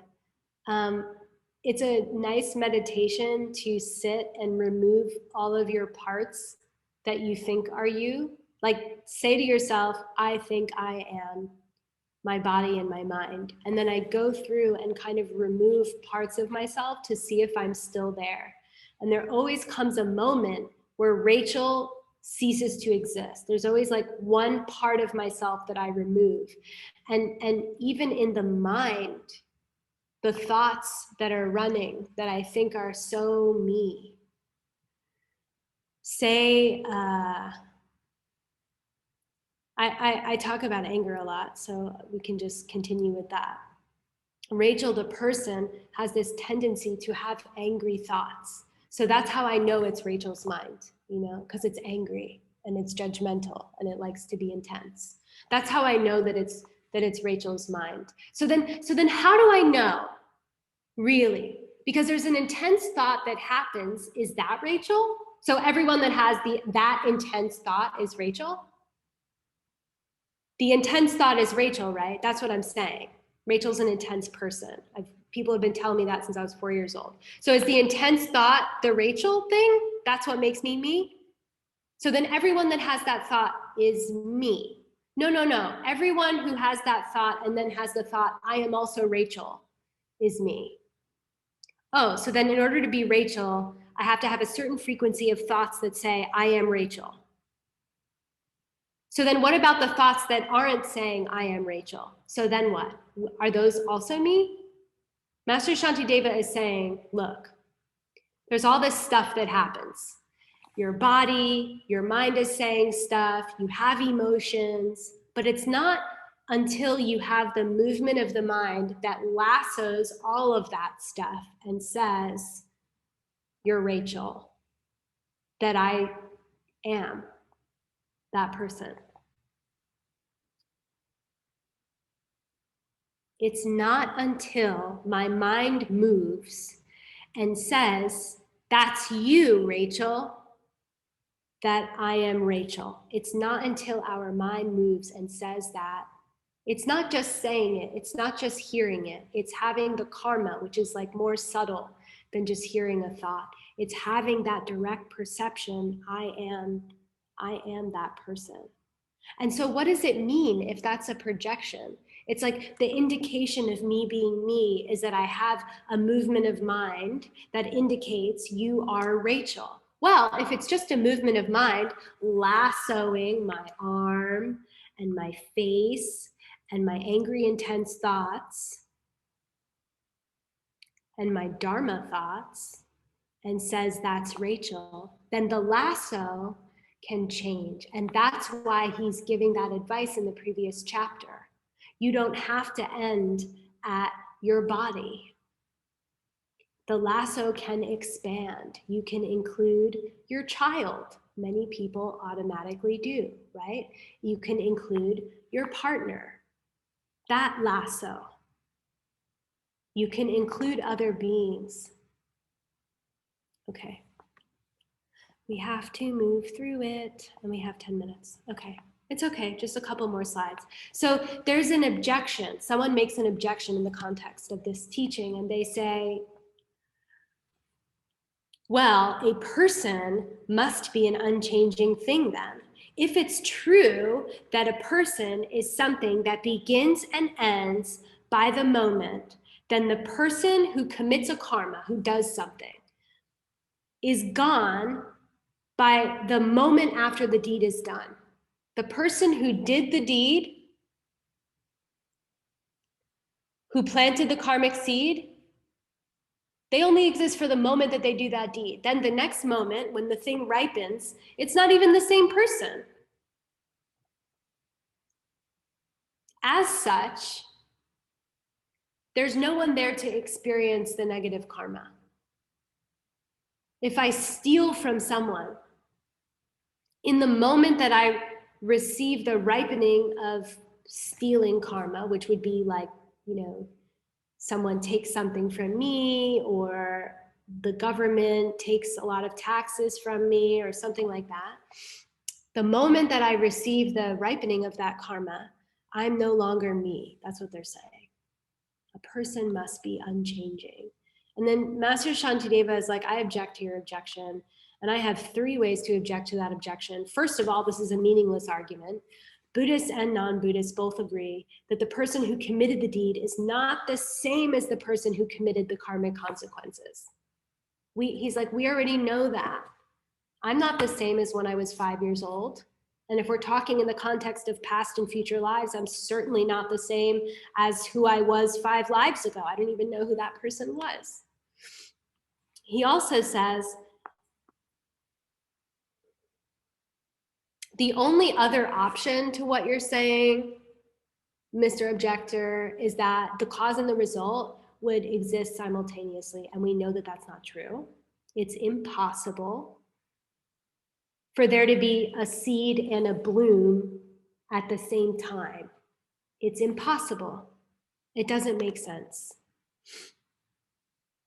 And it's perfectly appropriate to refer to the continuous stream of the one who does the karma and the one who experiences its consequences as one changing person.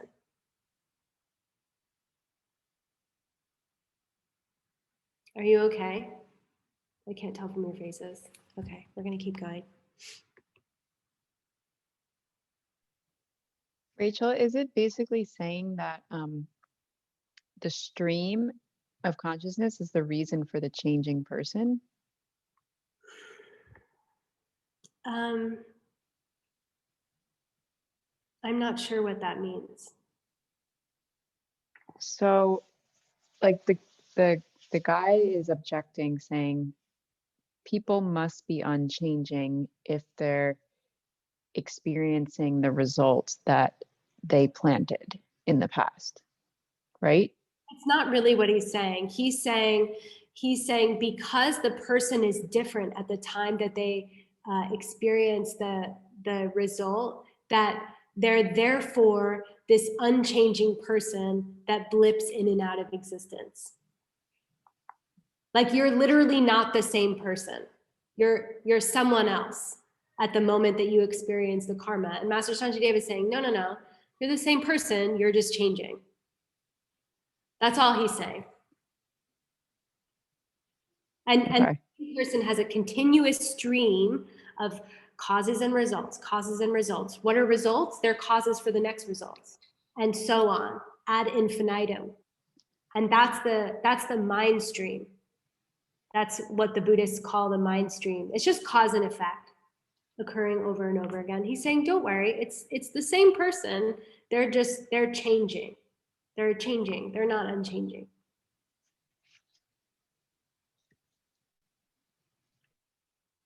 Okay, then what am I?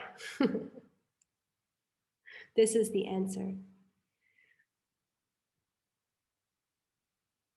It's a mental image. I'm a mental image or concept imposed upon a collection of parts.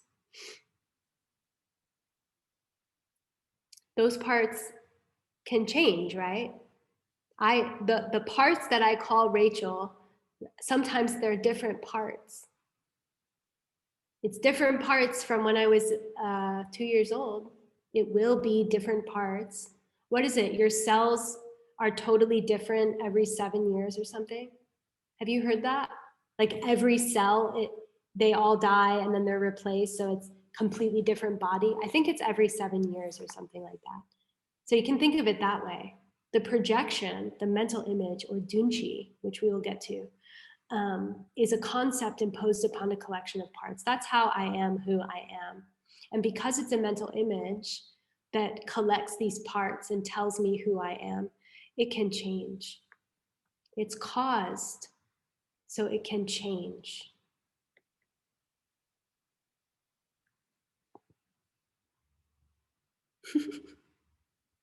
The illusion is that it seems to be one way. I seem to be the same Rachel, right? I relate with myself as though I'm the same person, even though I'm changing over and over and over and over and over and over again. And again, the illusion is thinking that things have a nature in and of themselves that's forcing me to have a certain experience. That's the illusion that we're trying to break.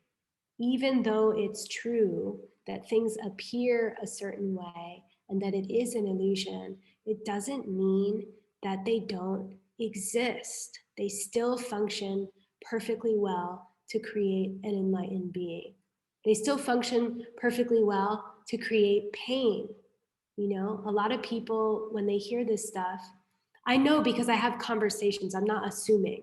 I've had a lot of conversations with people who say, well, if it's empty, don't worry, it's empty. No, worry, it's empty. Because it's empty, you see, it will have an effect. The emptiness was there the whole time and it was still affecting you. Don't run out in front of a car. The car is empty. It will still hurt you. You know, keep taking your vitamins. Yes, they're empty. They will help you. What time is it? Any questions? I know this is a lot. Just try to digest it. So are we our karmas? I tried to address that in the mind stream thing. Hold on. I want to stop sharing my screen so that I can answer this and see your faces.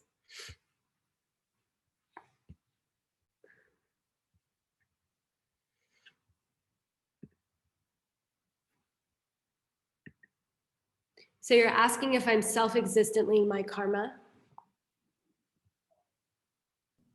Not self-existently. Well, then the answer would be yes. I mean,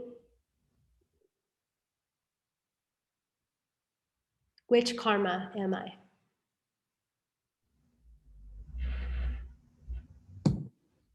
The karmas that create your reality, the karma that creates the projection of Santi, Diego, Rachel. You know, sorry, it's like I'm starting to get meta here, because it's like, okay, right, like I understand that I'm neither the sum total of my parts nor am I an individual part. Right. Right, all a projection. But if we're talking about our karmas are what forces us to have a projection of me or reality, it's like, you know, eventually getting to the question, are you your karma? You can't self-existently be your karma because karma is a changing thing. Like you can't, like, you aren't stuck as your karma, right?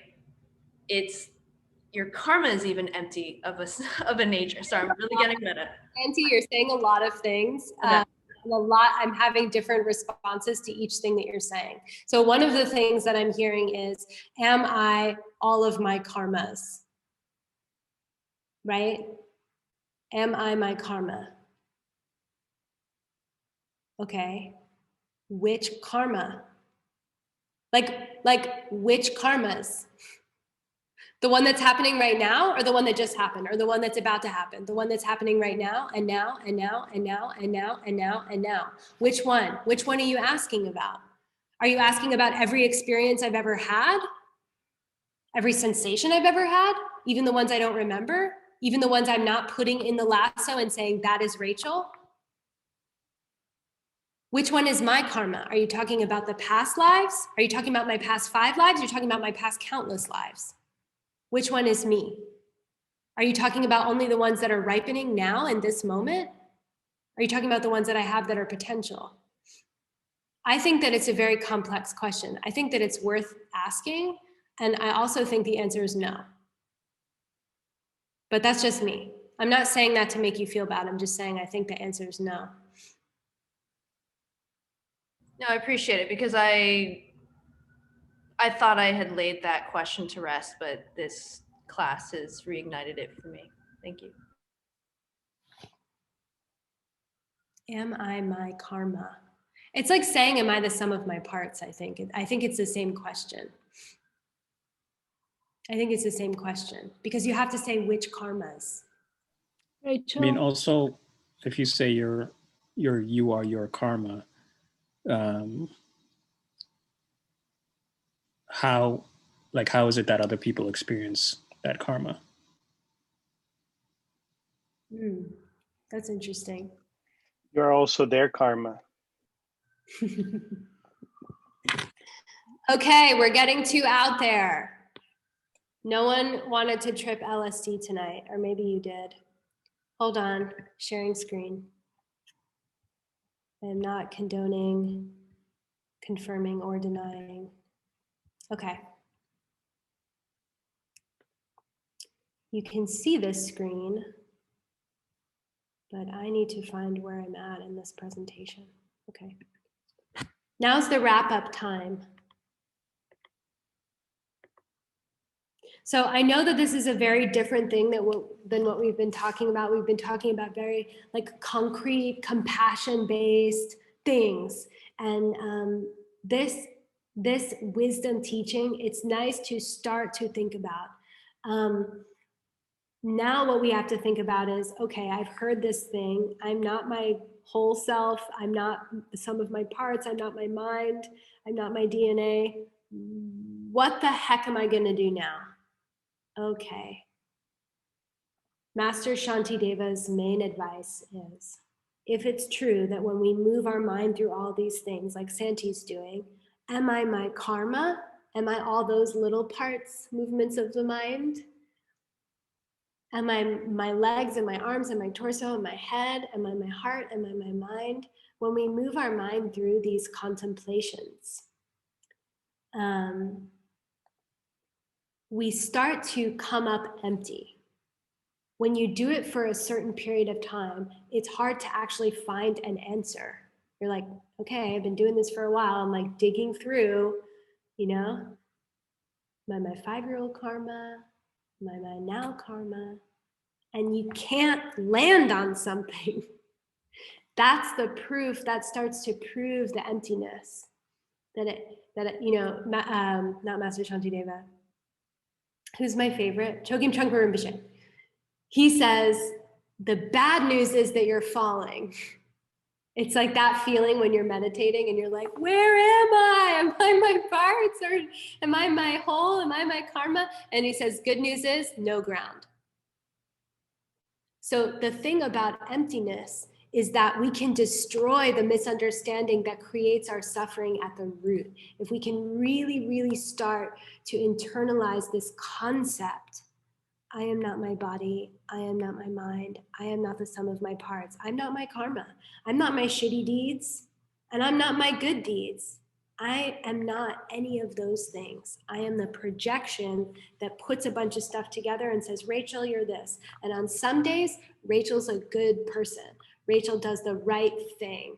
Rachel's making progress on the spiritual path. And then some days, Rachel's a piece of shit. And which one do I want? And how do I create it? And how do I get it better? Because if I can have one divine experience and I understand how it's created, then I can have two. And if I can have two, I can have an hour. And if I can have an hour, I can have a lifetime. If I can have a lifetime, I can have infinite, infinite, infinite, infinite, infinite, infinite. It's just learning how to work the machine.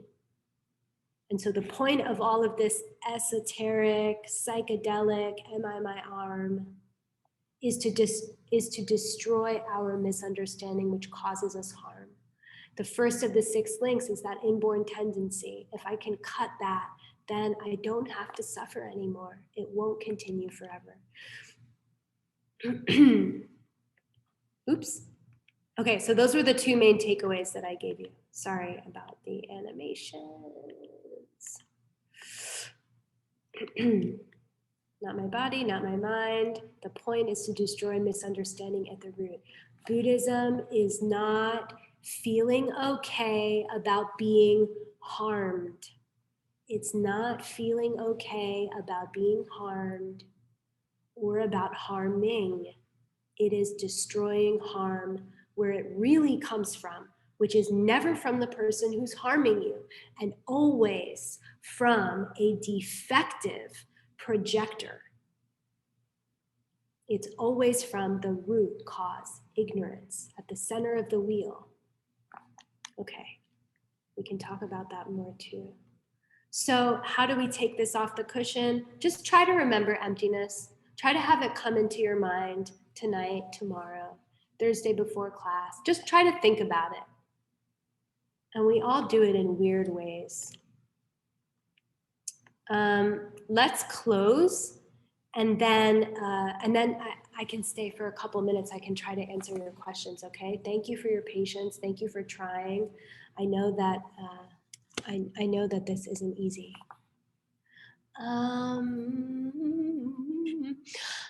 Elizabeth, will you do it? Did I make you do it already? I'm sorry. Do you want to do it? Absolutely. Kidding? Dedicate all this goodness?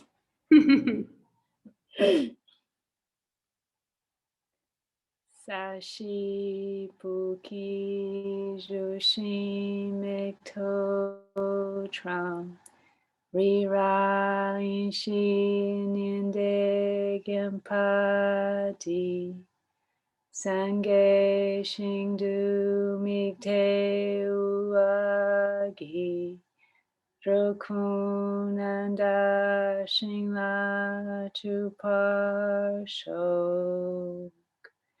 Idam Guru Ratna Mandalakam Nidatayami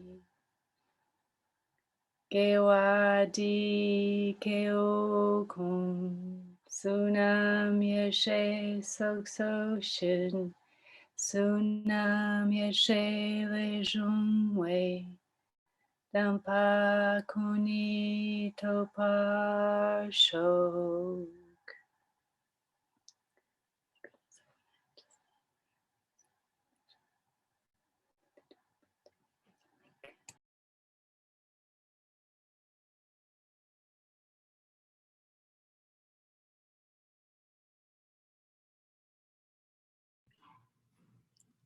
Okay.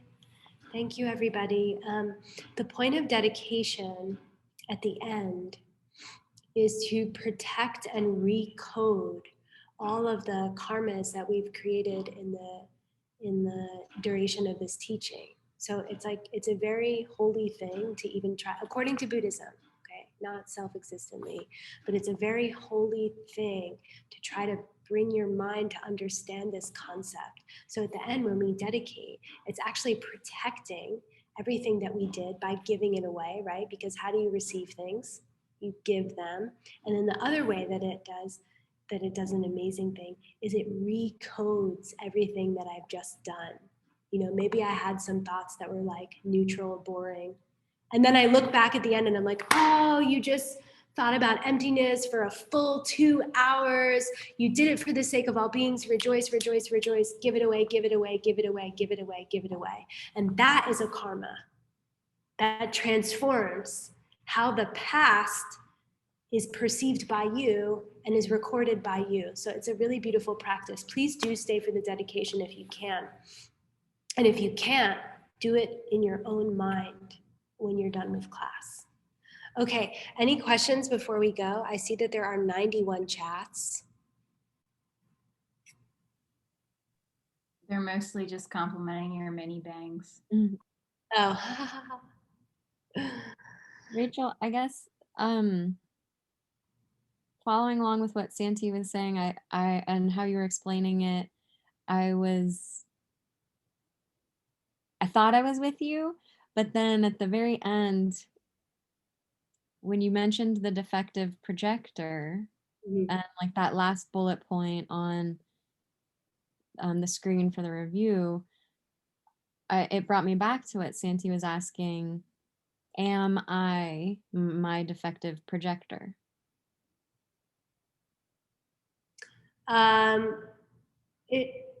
Okay, so it's a similar question as saying, am I my parts? Or saying, am I my mind? It's saying, am I my ignorance? Is really what we're asking. You know, is that me? My ignorance is me? And the answer is always no. You know, it's like saying, is my foot me? It's just a part that you're lassoing and saying, I am this. This is one of the things that I am. And that's all.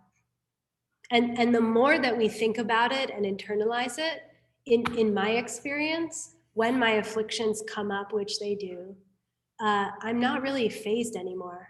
I'm like, yeah, you want me to believe. My ignorance wants me to believe. My ignorance wants me to believe that I'm my anger. My ignorance wants me to believe that I'm my ignorance. Sorry, not gonna believe it. It's not true. Because if I was, then I couldn't have a single virtuous thought. I would just be ignorant all the time. I could never have compassion. I could never get out. The nice way to prove to myself that I am not my ignorance is the emptiness of my mind, which is the same emptiness that the Buddha has. It's the way that we can transform. It's the way that we can acquire certain qualities and destroy certain qualities. The lack of an inherent personality, the lack of an inherent nature to my mind is what allows me to become a Bodhisattva or a Buddha or, you know, a yogi. What are the other words that people like? A prophet, an angel. I don't know if I'm going too far out in left field. I hope that's helpful to you, but my major suggestion, because I'm, you know, I'm not the best teacher on teaching emptiness, is to keep studying it, meditate on it, do the meditation, and then keep coming back for emptiness teachings. We'll go into it much more deeply in the next classes. So I hope that's helpful to you. And I'm sorry if anything is confusing or convoluted, it's because of me. It's not because of the teaching. It's not because of Master Shantideva. And it's not because of Geshe Michael Roach either, or Ken Rinpoche. It has everything to do with me and trying to transmit these things in the way that I best know how. Technically, it's because of us. And actually, yes, technically. I was being polite, Hannibal. It's your karma. No, really, it is me. Okay, I love you guys. Any more questions? Like one more? I don't know. I want to be here for you. I feel like I just did a lot of very philosophical, like I feel like I just taught you a math class, which is weird. Okay, rejoice in the fact that you studied emptiness. Do Dakshin Nyampa or Dakshin Nyamje. Still exchange your mind with someone else's mind. Okay, see you Thursday. Am I forgetting any announcements? People who also run 3 Jewels? Meditation challenge. Oh yeah, there's a 10-day meditation challenge. Last day to sign up is the 21st. It's free or by donation, and you will get meditations emailed to you and advice emailed to you about how to start a meditation practice. Because remember, the Arya that we know, who has taught us these things, says, listen, you want to be like me? You want to see emptiness directly? You have to meditate for an hour a day, at least. Doesn't count. Your sadhana doesn't count. Your prelims don't count. That's what he said, and he did it. So I trust him. And I'm still trying to fight my way to an hour, and I hope that you'll do it. You'll all do it with me. I think the meditation challenge is a good way to do that. Rachel. Yes. Hi. Hi, guys. Sorry, very unofficial official announcement.